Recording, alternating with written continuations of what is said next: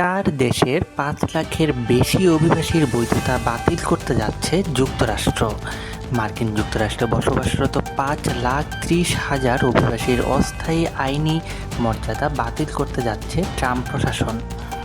দেশটিতে বসবাসরত Cuba, Haiti, Nicaragua ও ভেনেজুয়েলার এসব বৈধ অভিবাসীকে অবৈধ বলে ঘোষণা করেছেন প্রেসিডেন্ট ডোনাল্ড ট্রাম্প।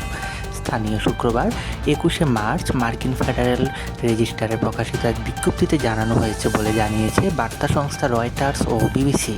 প্রতিবেদনে বলা হয়েছে, আগামী ২৪ এপ্রিল থেকে এই সিদ্ধান্ত কার্যকর হবে। এর ফলে সাবেক প্রেসিডেন্ট জো বাইডেনের আমলে অনুমোদিত ২ বছরের পেরোল প্রক্রিয়া সাময়িক বন্ধ হয়ে যাবে।